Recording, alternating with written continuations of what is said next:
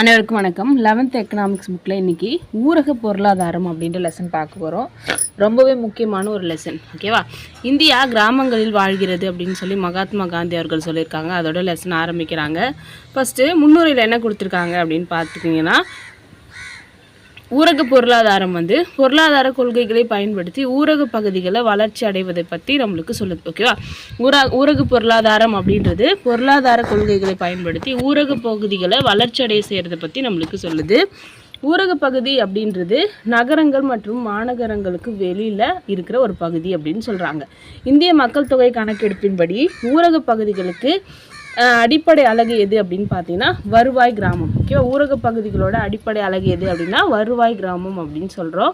ஊரக பொருளாதாரம் அப்படின்றது கிராமங்களையும் ஊரக சமுதாயம் அப்படின்றது கிராமங்களில் வாழ்கிற மக்களையும் குறிக்குது, சரியா? ஊரகம்னா கிராமம், ஊரக சமுதாயம் அப்படின்னா கிராம மக்கள் அப்படின்னு சொல்கிறாங்க. ஊரக பகுதிகளில் நிறைய பிரச்சனைகள் இருக்குது. அதில் என்னென்னலாம் பிரச்சனை இருக்குது அப்படின்னு சொல்லி பார்க்குறோம். வேளாண்மையில் பின்தங்கிய நிலை, குறைந்த வருமானம், குறைவான வேலை வாய்ப்புகள், வறுமை, குறைந்த உள்கட்டமைப்பு வசதிகள், குறைவான எழுத்தறிவு, குறைவான தொழிலாளரோட உற்பத்தி திறன், வேளாண் பொருட்களுக்கு இருக்கிற பற்றாக்குறைகள், அதில் இருக்கிற குறைந்த விலைகள், அப்புறம் அவங்கக்கிட்ட நிறைய கடன் வாங்கியிருப்பாங்க. அப்புறம் வேளாண்மைக்கு அதிகமான தொழிலாளர்கள், தேவைக்கு அதிகமான தொழிலாளர்கள், அதிகமான மக்கள் தொகை, அதிக அளவு இடப்பெயர்ச்சி, இயற்கை வளங்களை அதிகமாக சார்ந்திருத்தல், இது எல்லாமே ஊரக பகுதிகளில் இருக்கிற முக்கியமான பிரச்சனைகள் அப்படின்னு சொல்கிறோம். இவ்வளோ பிரச்சனைகள் இருக்குது. 2011 வருஷத்தோட கணக்கெடுப்பின்படி இந்தியாவில் 6,40,867 கிராமங்கள் இருக்குது, சரியா? 6,40,867 கிராமங்கள் இருக்குது. அப்போ நம்மளோட மக்கள் தொகை 121 கோடியாக இருந்துச்சு 2011. 2011 121 கோடி மக்கள் தொகையில் 68.84% மக்கள் ஊரக பகுதியில் வசிக்கிறாங்க. இப்போ நம்மளோட மக்கள் தொகை பார்த்திங்க அப்படின்னா கிட்டத்தட்ட 140க்கும் மேலே போயிடுச்சு. இப்போ எவ்வளோ இருக்குது அப்படின்னு சொல்லி நம்ம பார்த்துக்கணும், சரியா?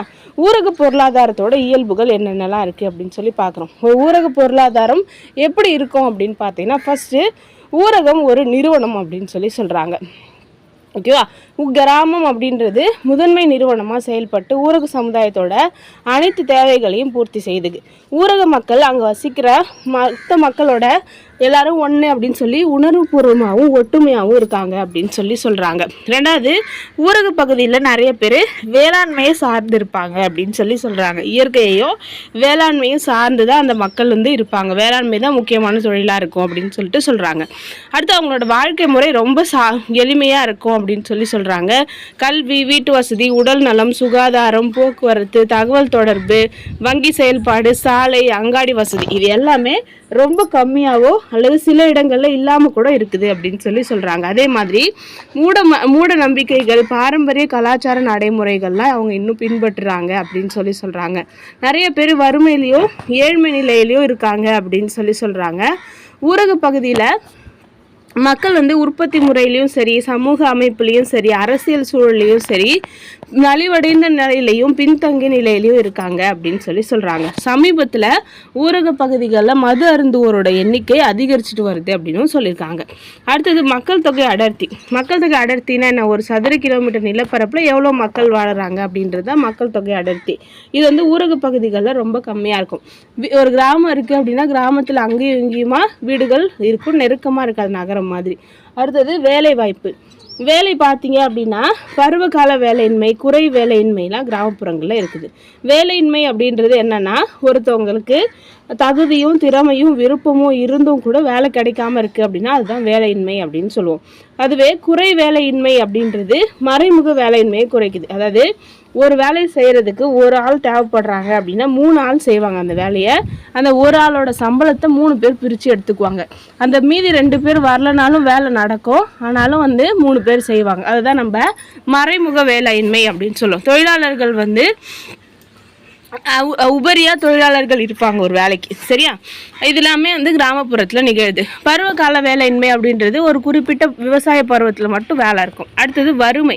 வறுமை அப்படின்றது உணவு, உடை, இருப்பிடம் இதெல்லாம் பூர்த்தி செய்ய முடியாத நிலைன்னு சொல்கிறாங்க. 2011-12 கணக்கின்படி ஊரக பகுதியில் சுமார் 22 கோடி மக்கள் ஏழையாகவும் வறுமை கோட்டுக்கு கீழேயும் இருக்காங்க. இது ரொம்ப முக்கியம், நோட் பண்ணிக்கோங்க. 2011-12 கணக்கெடுப்பின்படி ஊரக பகுதிகளில் 22 கோடி மக்கள் வந்து ஏழையாகவும் வறுமை கோட்டுக்கு கீழே இருக்காங்க. அடுத்தது கடன் சுமை. ஊரக மக்களில் நிறைய பேர் வந்து வறுமைக்கு காரணமாக என்ன பண்ணுவாங்க அப்படின்னா கடன் வாங்குவாங்க. அதுவும் கடன் வாங்கும்போது பார்த்தீங்க அப்படின்னா அவங்க வந்து ஒரு முறைப்படுத்தப்பட்ட வங்கிகளில் கடன் வாங்காமல் வட்டிக்கு கடன் கொடுக்குறாங்களே அவங்கக்கிட்ட தான் கடன் வந்து வாங்குறாங்க. அவளுக்கு வந்து மால்கம் டார்லிங் அப்படின்றவர் என்ன சொல்லியிருக்காருன்னு பார்த்துக்கோங்க.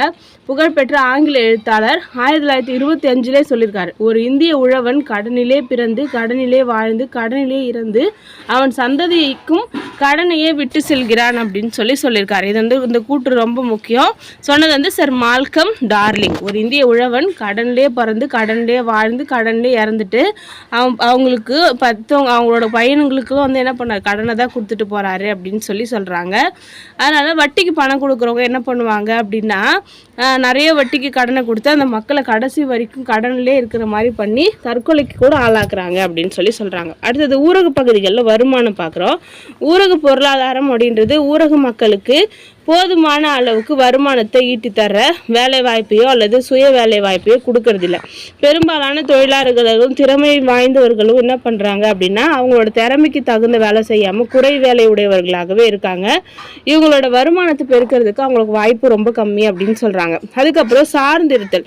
ஊரக பகுதியில் வாழறவங்க நகரத்தில் யாரோ ஒருத்தவங்க வேலை செய்வாங்க, அவங்களோட வருவாயையும் சம்பளத்தையும் வந்து இவங்க எப்பயுமே சார்ந்திருக்க மாதிரி இருக்கும். இப்போ வந்து ஒரு குடும்பமே இங்கே கிராமத்தில் இருக்கும், ஒரே ஒரு ஆள் மட்டும் அவங்களோட வீட்டில இருந்து மெட்ராஸ்ல வேலை செய்வாங்க, இல்லை ஏதோ ஒரு நகரத்துக்கு வேலைக்கு போவாங்க, அவங்களோட வருமானத்தை சார்ந்துதான் இவங்க எல்லாரும் வாழறாங்க அப்படின்னு சொல்றாங்க. அடுத்து இரட்டைத்தன்மை. இரட்டைத்தன்மை அப்படின்றது எதிரெதிரான ரெண்டு தன்மை ஒரே இடத்துல இருக்கிறதுன்னு சொல்லலாம். ஊரக பகுதியில் பார்த்தீங்கன்னா சில பேர் நல்லா நிலம் வச்சுருப்பாங்க, அவங்க வந்து நல்லா சம்பாதிப்பாங்க, ஓகேவா. இன்னொருத்தவங்க அந்த விவசாய தொழிலாளராக இருப்பாங்க, அவங்க வந்து என்ன பண்ணுவாங்க அப்படின்னா ரொம்ப கஷ்டப்படுவாங்க. அப்போது ஒரே இடத்துல ஒரு நல்ல பணக்கார நிலையும் ஏழ்மை நிலையும் இருக்கும். அதே மாதிரி திறமை மிக்கவரும் திறமையற்றவரும் ஒரே பக்கத்தில் இருப்பாங்க. அதே மாதிரி சில பேர் வந்து பாரம்பரிய முறையில் இருப்பாங்க, சில பேர் நவீன வசதிகள் எல்லாமே அடைஞ்சிருப்பாங்க. இதுதான் நம்ம இரட்டைத்தன்மைன்னு சொல்லுவோம். இது அதிகமாக இருக்குது. அதே மாதிரி ஏற்றத்தாழ்வும் வந்து அதிகமாக இருக்குது. வருமானம், சொத்து, செல்வம் இதெல்லாம் பார்த்தீங்க அப்படின்னா மக்கள்கிட்ட ஒரே மாதிரி இருக்கிறது இல்லை, ஓகேவா. சமூக பொருளாதார அரசியல் மற்றும் வரலாற்று காரணங்களால இந்த ஏற்றத்தாழ்வு இருக்குது அப்படின்னு சொல்கிறாங்க. இதில் பார்த்தீங்கன்னா கிராமப்புறத்தில் அந்த நிலக்கிழார்கள் நிலத்தை உரிமையாக வச்சுருக்கவங்கள்ட்ட தான் நிறைய காசு இருக்கும் அப்படின்னு சொல்கிறாங்க. அதே மாதிரி நிலம், கால்நடைகள் இதெல்லாம் வந்து கிராமப்புறத்தில் சொத்து, ஓகேவா. அதெல்லாம் வந்து கொஞ்சம் பேர்ட்டு தான் இருக்குது, அவங்களாம் மட்டும் பணக்காரங்களாக இருப்பாங்க. அடுத்தது குடிபெயர்ச்சி. ஊரக மக்கள் தங்களோட வாழ்வாதாரத்துக்காக வேலை தேடி கிராமத்துலேருந்து நகர்ப்புறத்துக்கு போயிட்டு இருக்காங்க. இந்த நிலைக்கு தான் நம்ம குடிபெயர்ச்சி அப்படின்னு சொல்லுவோம். இதனால என்ன ஆகுது அப்படின்னா நகரங்கள் அதிகமாயிட்டே போகுது அப்படின்னு சொல்கிறாங்க. எதுக்காக வந்து கிராம மக்கள் நகரத்துக்கு இடம் பெயர்றாங்க அப்படின்ற ரீசன் பாருங்கள். வீட்டில் யார்ட்டையும் சண்டை போட்டுட்டு, ஊரில் பக்கத்து தெருவில் பக்கத்து வீட்டில் அப்படி சண்டை போட்டு பகைமை காரணமாக, அதுக்கப்புறம் அடிப்படையான சுகாதார வசதிகள் இல்லாமல் இருக்கிறது கிராம மக்களை நகர்ப்புறத்துக்கு இடம் பெயர வைக்குது அப்படின்னு சொல்கிறாங்க. ஒரு பக்கம் கிராமங்கள் காலி ஆகிட்டே வருது, இன்னொரு பக்கம் நகரங்கள் வந்து நிற்க இடம் இல்லாமல் நெரிசலாக இருக்குது. இதை நம்ம இரட்டை நஞ்சாக்கள் அப்படின்னு சொல்கிறோம். இதை சொன்னவர் யார் அப்படின்னு பார்த்தீங்கன்னா சுமாசர் அப்படின்றவர் சொல்லியிருக்காரு, ஓகேவா. அதாவது கிராமங்கள் ஒரு பக்கம் காலியாகவும் மறுபக்கம் நகரங்கள் நெருக்கமாகவும் மாறுறத இரட்டை நஞ்சாக்கள் அப்படின்னு சுமாசர் வந்து சொல்றாரு. அவர் எழுதின ஒரு புக்கு பேர் சிறியது அழகு அப்படின்னு சொல்லி. அந்த புக்கில் வந்து என்ன சொல்கிறாரு அப்படின்னா இந்த விஷயத்த சொல்லிட்டு இது ரொம்ப அபாயகரமானது அப்படின்னு சொல்லியிருக்காரு, சரியா. அடுத்தது ஊரக மேம்பாடு பற்றி பார்க்குறோம். ஊரக மேம்பாடு அப்படின்றது என்னன்னா ஊரக மக்களோட சமூக நலம், வாழும் சூழ்நிலை இதை மேம்படுத்துறது தான் நம்ம ஊரக மேம்பாடு அப்படின்னு சொல்கிறோம். உலக வங்கி என்ன சொல்கிறாங்க அப்படின்னு பாருங்கள். ஊரக மேம்பாடு என்பது குறிப்பிட்ட ஊரக மக்களின் பொருளாதார மற்றும் சமூக வாழ்க்கை முறையை மேம்படுத்த வடிவமைக்கப்பட்ட உத்தி அப்படின்னு சொல்றாங்க. அப்போ ஊரக வளர்ச்சி அப்படின்றது ஊரக பகுதிகள், ஊரக மக்கள், ஊரக வாழ்க்கை இது எல்லாத்தையும் மேம்படுத்துறது தான் நம்ம ஊரக வளர்ச்சி அப்படின்னு சொல்றோம்.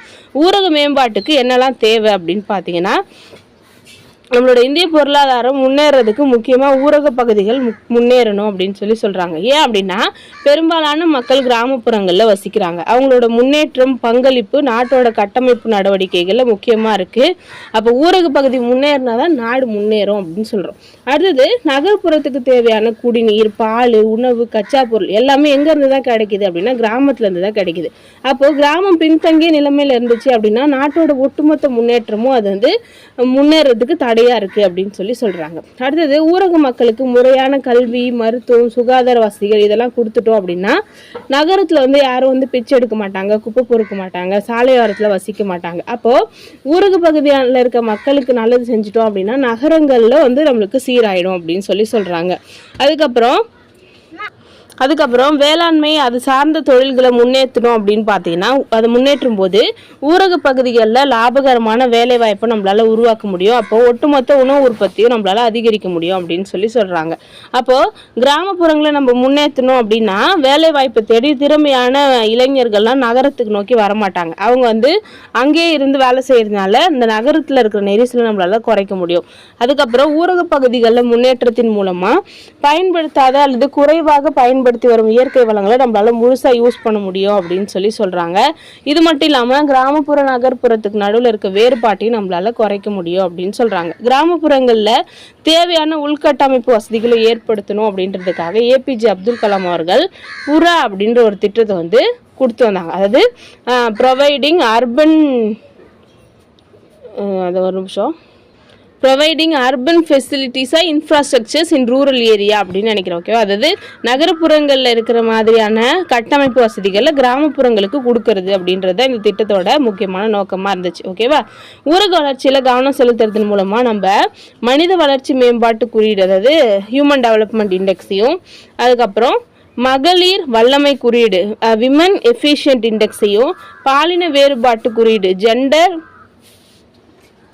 இண்டெக்ஸையும், இயல்தர வாழ்க்கை குறியீடு PQLI, மொத்த தேசிய மகிழ்ச்சி குறியீடு GNHI இது எல்லாத்தையுமே வந்து மேம்படுத்தி உலக அரங்கில் இந்தியாவோட நிலையை மேம்படுத்த முடியும் அப்படின்னு சொல்கிறாங்க. ஓகேவா?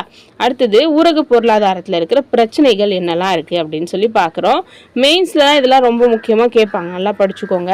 ஃபஸ்ட்டு வந்து என்னென்ன பிரச்சனை? ஃபஸ்ட்டு மக்கள் சார்ந்தவை, ரெண்டாவது வேளாண்மை சார்ந்தவை, மூணாவது உள்கட்டமைப்பு சார்ந்தவை, நாலாவது பொருளாதாரம் சார்ந்தவை, அடுத்தது சமூக மற்றும் கலாச்சாரம் சார்ந்தது, தலைமை சார்ந்தது, நிர்வாகம் சார்ந்தது அப்படின்னு சொல்லிட்டு ஒரு 7 டைப்பாக வந்து ஊரக பகுதிகளில் இருக்கிற பிரச்சனைகளை கூக்குறாங்க. ஊரக பொருளாதாரத்தில் இருக்கிற பிரச்சனைகள். இதில் ஃபஸ்ட்டு மக்கள் தொடர்புடைய பிரச்சனை என்னெல்லாம் இருக்குது அப்படின்னு பார்க்குறீங்கன்னா எழுத்தறிவு இல்லை, போதிய தொழில்நுட்பம் இல்லை, நம்பிக்கை குறைவு, பற்றுகள், நம்பிக்கைகள் இதை சார்ந்து அவங்களோட வாழ்க்கை தரம் அமையுது. இது வந்து மக்களில் இருக்கிற பிரச்சனைன்னு சொல்கிறோம். வேளாண்மை சார்ந்த பிரச்சனைகள் அப்படின்னு பார்க்கும்பொழுது எதிர்பார்த்த அளவில் விழிப்புணர்வு, வேளாண் அறிவு, திறமை, மனப்போக்கு இது எதுவுமே இல்லை அப்படின்னு சொல்கிறாங்க. அதே மாதிரி முதலீடுகள்லாம் கிடைக்காம இருக்குது, சந்தைப்படுத்துகிற வசதி குறைவு, பணியாளர்கள் குறைவாக இருக்காங்க அப்படின்னு சொல்லியிருக்காங்க. அதுக்கப்புறம் பன்முக திறன் கொண்ட பணியாளர்கள் இல்லை அப்படின்னும், நிலங்களை வந்து துண்டு துண்டாக வெட்டியிருக்காங்க, நிலங்கள் பெருசாக இல்லை அப்படின்னு சொல்கிறது. அதுக்கப்புறம் ஊரக பகுதிகளில் தங்கி வேலை செய்கிற மாதிரியான இருக்கிறதுக்கு உள்கட்டமை வசதிகள் இல்லை, பழமையான தொழில்நுட்ப முறைகள் இருக்கு அப்படின்னு சொல்றாங்க. குறைவான அரசோட முதலீடு அப்படின்னு சொல்றாங்க. அது மட்டும் இல்லாம ஒரு விவசாயி தான் விளைவிச்ச பொருளுக்கு விலையை அவன் நிர்ணயம் பண்ண முடியாத நிலை, இது எல்லாமே வந்து வேளாண்மையில இருக்கிற பிரச்சனைன்னு சொல்றோம். அடுத்தது உள்கட்டமைப்பு சார்ந்த பிரச்சனைகள் பார்க்கும் பொழுது அங்க நீர், மின்சாரம், போக்குவரத்து, கல்வி நிறுவனங்கள், தகவல் தொடர்பு, மருத்துவ வசதி, வேலை வாய்ப்பு, பண்டக சேமிப்பு வசதி, வங்கி, காப்பீடு இந்த மாதிரி முக்கியமான வசதிகள் எதுவுமே ரொம்ப கம்மியாக இருக்குது அப்படின்னு போதுமான அளவுக்கு இல்லை அப்படின்னு சொல்கிறாங்க. அடுத்து பொருளாதாரம் சார்ந்த பிரச்சனையை பார்க்கும்பொழுது அதிகமாக செலவு செய்கிற மாதிரியான தொழில்நுட்பங்களையும் உள்ளீடுகளையும் அவங்களால பயன்படுத்த முடியாது. அதுக்கப்புறம் ஊரக தொழிற்சாலைகள் ரொம்ப நலிவடைஞ்சு போயிருக்கு, குறைவான வருமானம், கடன் சுமை, சொத்துக்களில் இருக்கிற ஏற்றத்தாழ்வு இதெல்லாம் பொருளாதாரத்தில் இருக்கிற பிரச்சனை. சமூகம் மற்றும் கலாச்சார பிரச்சனைன்னு பார்க்கும்போது இன்ன வரைக்கும் சாதி, ஆதிக்க சாதியினரோட அட்டகாசம்லாம் இருக்குது அப்படின்னு சொல்கிறாங்க. வகுப்பு மற்றும் சாதி சார்ந்த சுரண்டல்கள் அதிகமாக இருக்குது. அதுக்கப்புறம் வறுமை, ஊட்டச்சத்து குறைவு, கல்வி அறிவு இன்மை, குழந்தை திருமணம், இந்த மாதிரி பல பிரச்சனைகள் நம்மளுக்கு இந்திய கிராமங்களில் இருக்குது. அது மட்டும் இல்லாமல் ஆணவ கொலைகள் அப்படின்றது இன்றைக்கும் இருக்குது அப்படின்னு சொல்கிறாங்க. குழந்தை திருமணம், பெண் சிசு கொலை, இதெல்லாமே முக்கியமாக இருக்கிற பிரச்சனைன்னு சொல்கிறோம். அடுத்து தலைமை சார்ந்த பிரச்சனைகள் அப்படின்னு பார்க்கும்பொழுது அங்கே ஊராட்சி தலைவராக இருக்கவங்க தகுதியற்றவர்களாகவும் செயல்படாத நபர்களாகவும் இருக்காங்க. அது மட்டும் இல்லாமல் அவங்க சுய விருப்பமோடு செயல்படுறாங்க. அவங்களுக்கு இஷ்டப்படுறவங்களுக்கு எல்லா உதவியும் செய்வாங்க. நடுநிலைமை இல்லாமல் இருக்காங்க. அதே மாதிரி மக்களால் போயிட்டு அவங்களுடைய விஷயத்தை கேட்டு வாங்குற அளவுக்கு பேர சக்தி இல்லாமல் இருக்குது. அதே மாதிரி திறமையை மறுத்து அரசியல் தலைவர்களோட தலையீடுகள்லாம் ரொம்ப அதிகமாக இருக்குது அப்படின்னு சொல்கிறாங்க. அடுத்து நிர்வாகம் சார்ந்த பிரச்சனைகள் அப்படின்னு பார்க்கும்பொழுது கவர்மெண்ட் தலையிடுறது, ஊக்கம் இல்லாமல் இருக்கிறது, ஆர்வம் இல்லாமல் இருக்கிறது, கம்மியான கூலி, வரவு செலவில் சரியாக முறைப்படுத்தாமல் இருக்கிறது, இந்த மாதிரியான பிரச்சனைகள். அதுக்கப்புறம் ஒரு திட்டத்தை மேற்பார்வையிடுறதுக்கு சரியான கண்காணிப்பு இல்லாமல் இருக்கிறது, ஒரு திட்டத்தை போட்டுட்டு அதை ஒழுங்காக நடைமுறைப்படுத்தாமல் இருக்கிறது, இது எல்லாமே நிர்வாக சிக்கல்களில் வருது. சரியா? அப்போது கிராமப்புற வறுமை, கிராமப்புற வேலையின்மை, கிராமப்புற தொழிற்சாலைகள், சிறு நிதி, ஊரக நலம், சுகாதாரம், ஊரக உள்கட்டமைப்பு வசதி, இந்த மாதிரி பிரச்சனைகள் நிறைய இருக்குது அப்படின்னு சொல்லியிருக்காங்க. ஓகேவா? அடுத்தது ஊரக வறுமை பற்றி பார்க்குறோம். கிராமங்களில் வாழற வறுமையை ஊரக வறுமை அப்படின்னு சொல்கிறோம். அப்போது வறுமை அப்படின்போது குறைந்தபட்ச அடிப்படை தேவையில பூர்த்தி செய்ய முடியாதது அப்படின்னு சொல்கிறோம். வறுமை கோடு அப்படின்றது மக்களோட வருமானம் அல்லது அவங்களோட நுகர்வு நிலையை பொறுத்து நம்ம வறுமை கோட்டுக்கு மேலே கீழே அப்படின்னு கோடு போடுறோம். ஓகேவா? அதாவது ஒரு கிராமத்தில் வாழற மக்கள் ஒரு நாளைக்கு 2400 கலோரி அளவு உணவு அவங்க எடுத்துக்கணும். அதுக்கு கீழே எடுத்துக்கிட்டாங்க அப்படின்னா அவங்கள நம்ம என்ன சொல்கிறோம் அப்படின்னா வறுமை கோட்டுக்கு கீழே இருக்கவங்க அப்படின்னு சொல்கிறாங்க. ஓகேவா? 2009, 2010 ஊரக பகுதியில் வறுமையில் இருக்கிற மக்களோட பர்சன்டேஜ் எவ்வளோ அப்படின்னா 54.10% மக்கள் வறுமையில் இருந்திருக்காங்க. அதாவது வறுமை கோட்டுக்கு கீழே இருந்திருக்காங்க. அதுவே 2009, 2010 மொத்த வறுமை பார்த்தீங்கன்னா 33.80% இருக்குது. ஓகேவா? மொத்த வறுமை 33.80%. அதில் ஊரக பகுதியில் வறுமைன்னு பார்க்கும்போது 54% இருக்குது. ஓகேவா? ஊரக பகுதிகளில் பார்த்தீங்க அப்படின்னா SC/ST கிட்ட தான் வறுமை ரொம்ப அதிகமாக இருக்குது அப்படின்னு சொல்கிறாங்க. SC/ST பிரிவில் மட்டும் 80% பேர் ஊரக வறுமையில் இருந்திருக்காங்க 2005. ஓகேவா? இது மொத்தமாக இருக்க தாழ்த்தப்பட்டோர் மற்றும் பழங்குடியினரோட பங்கு பார்த்தாலே அதை விட கம்மியானது அப்படின்னு சொல்கிறாங்க. இந்தியாவில் 2015 80 கோடி மக்கள் கிராமங்களில் வாழுறாங்க. அந்த 80 கோடி மக்களில் 22 கோடி மக்கள் வறுமை கோட்டுக்கு கீழே வாழுறாங்க அப்படின்னு சொல்கிறாங்க. அதே மாதிரி உலக ஏழை மக்களோட மக்கள் தொகையில் 22% பேர் இந்தியாவில் தான் இருக்காங்க. அதாவது உலகத்தில் ஏழைகள் 100 பேர் இருக்காங்க அப்படின்னா அதில் 22 பேர் இந்தியாவில் இருக்காங்க அப்படின்னு சொல்கிறாங்க. மக்கள் தொகை வளர்ச்சி விகிதத்தை காட்டிலும் ஏழைகளோட வளர்ச்சி விகிதம் அப்படின்றது ரொம்பவே அதிகரிக்குது அப்படின்னு சொல்றாங்க. இப்போ நம்ம அதை குறைக்கிறதுல வெற்றி பெற்றிருக்கோம் அப்படின்னு சொல்கிறாங்க. ஓகேவா? அடுத்தது ஊரக வறுமைக்கான காரணங்கள் என்னென்ன அப்படின்னு பார்க்கலாம். நிலங்களை சரியாக பிரிக்காமல் இருக்கிறது. ஓகேவா? சிலர்கிட்ட மட்டும் நிறைய நிலம் இருக்கும். நிறைய மக்கள் அவங்க அந்த வேலைக்கு அந்த நிலத்தில் வேலை செய்வாங்க மற்றவங்களாம். அதுக்கப்புறம் பண்ணை சாராத தொழில்களில் வேலை வாய்ப்பு ரொம்ப கம்மியாக இருக்குது அப்படின்னு சொல்கிறாங்க. அது மட்டும் இல்லாமல் பொதுத்துறைகளில் முதலீடு இல்லை. மனித வளத்தை மேம்படுத்துறதுக்காக முதலீடு நம்ம நாட்டில் மிக குறைவாக இருக்குது அப்படின்னு சொல்கிறாங்க. அதுக்கப்புறம் பணவீக்கம், பொருட்களோட விலை அதிகரிக்கிறதுனால அவங்களோட வாங்கும் சக்தி குறைஞ்சு வறுமை அதிகமாகுது. அதுக்கப்புறம் ஊரக பகுதிகளில் உற்பத்தி திறன் அப்படின்றது ரொம்ப கம்மியாக இருக்குது அப்படின்னு சொல்கிறோம். வளர்ச்சியின் நன்மைகளில் இருக்கிற சமனற்ற நிலை, பணக்காரங்க மேலும் பணக்காரர்களாகவும் ஏழைகள் மறுபடியும் ஏழைகளாகவும் மாறுறது வளர்ச்சி நன்மைகளில் சமனற்ற நிலையை காட்டுது. அதுக்கப்புறம் பொருளாதார வளர்ச்சி வீதம் ரொம்ப கம்மியாக இருக்குது. இந்திய பொருளாதார வளர்ச்சி அப்படின்றது பணக்காரங்களுக்கு தான் சாத்தியமாக இருக்குது அப்படின்னு சொல்கிறாங்க. ஏழை மக்களுக்கு அதோட நன்மை போய் சேரலை அப்படின்னு சொல்கிறாங்க. பெரிய தொழிற்சாலைக்கு தான் இந்தியாவில் முக்கியத்துவம் கொடுக்குறாங்க. அந்த தொழிற்சாலைகள்லாம் பார்த்தீங்க அப்படின்னா நகரத்தோட நடுப்பகுதிகளில் இருக்குது. அப்போ கிராமத்தில் இருக்கிற சிறு சிறு தொழிற்சாலைகள்லாம் இன்னுமே கூட கவர்மெண்ட்டோட நல்ல ஸ்கீம்ஸ்லாம் அவங்களால யூஸ் பண்ணிக்க முடியல. அதனால் வறுமையிலேருந்து மீள முடியல அப்படின்னு சொல்கிறாங்க. சமுதாயத்தில் நிலவர சில பழக்க வழக்கங்கள், சமூக நம்பிக்கைகள், அதுக்கப்புறம் அதாவது மூட நம்பிக்கைகள்லாம் வந்து முக்கியமான காரணமாக இருக்குது அப்படின்னு சொல்லியிருக்காங்க. அடுத்தது ஊரக வறுமையை ஒழிக்க எடுக்கப்பட்ட நடவடிக்கைகள் பார்க்குறோம். இதுதான் வந்து எக்ஸாம் பாயிண்ட் ஆஃப் வியூவில் ரொம்பவே முக்கியமானது ப்ரிலிம்ஸில். சரியா? ஊரக வேலையின்மை, ஊரக வறுமை இது ரெண்டுமே ஒன்றுக்கு தொடர்புடையது. வேலை இல்லைன்னா தான் வறுமை இருக்கும். அப்போ வேலைக்கு போனால் சம்பாதிப்பாங்க. அப்போது வேலை கொடுக்கறதன் மூலமாக நம்மளால் என்ன பண்ண முடியும், ஒரு வருமானத்தை கொடுத்து அதன் மூலமாக வறுமையை ஒழிக்க முடியும் அப்படின்னு சொல்கிறாங்க. ஓகேவா? அப்போது வறுமை ஒழிப்பு திட்டங்கள் என்னெல்லாம் கொண்டு வந்தாங்க அப்படின்னு பார்க்குறோம். ஃபர்ஸ்ட் வந்து 20 அம்ச திட்டம் அப்படின்னு இந்திரா காந்தி கொண்டு வந்திருப்பாங்க 1975. எக்ஸாம் பாயிண்ட் ஆஃப் வியூவில் இந்த டேப்லெட் காலமே ரொம்ப ரொம்ப முக்கியம். இதில் இருக்கிற எல்லாமே ஒன்றுமே வந்து எக்ஸாமில் இதுக்கு முன்னாடி கேட்டிருக்காங்க. ஓகேவா? மெயின்ஸ் படிச்சிங்கனாலும் இதெல்லாம் எழுதினீங்க தான் ஃபுல் மார்க் கொடுப்பாங்க. ஃபர்ஸ்ட் வந்து 20 அம்ச திட்டம் 1975. 20 அம்ச திட்டம் 1975. அதுக்கப்புறம் ஒருங்கிணைந்த ஊரக வளர்ச்சி திட்டம் ஒரு 2-3 வீடியோக்கு முன்னாடி இதை நம்ம பார்த்துருப்போம். IRDP அப்படின்னு 1978. அடுத்தது ஊரக இளைஞர்களுக்காக சுய வேலைவாய்ப்பு பயிற்சி அப்படின்னு சொல்கிறோம். இது வந்து அதே 1979 கொண்டு வந்தாங்க. அதுக்கப்புறம் ஃபுட் ஃபார் ஒர்க் அப்படின்னு ஒரு ப்ரோக்ராம் கொண்டு வந்தாங்க. வேலைக்கு உணவு திட்டம் இது வந்து 1977 கொண்டு வந்த ஒரு திட்டம். அடுத்தது தேசிய ஊரக வேலைவாய்ப்பு திட்டம் இது வந்து 1980 கொண்டு வந்திருக்காங்க. அடுத்தது ஊரக நிலமற்றோர் வேலைவாய்ப்பு உறுதி திட்டம் 1983. ஜவஹர் வேலைவாய்ப்பு திட்டம் 1989. மகாத்மா காந்தி தேசிய ஊரக வேலைவாய்ப்பு உறுதி திட்டம் 2006.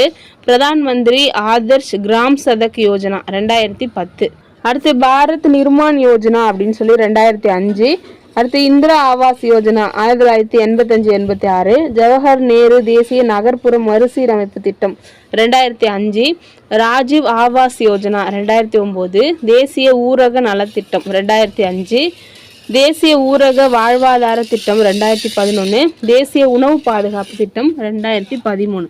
இதில் இருக்க ஒரு திட்டத்தோட வருஷமும் நம்மளுக்கு ரொம்ப முக்கியம், பார்த்து வச்சுக்கோங்க. நெக்ஸ்ட் வீடியோவில் நம்ம ஊரக வேலையின்மை பற்றியும் அதுக்கான காரணங்கள் அதுக்கான தீர்வுகள் பற்றியும் பார்க்கலாம். தேங்க்யூ.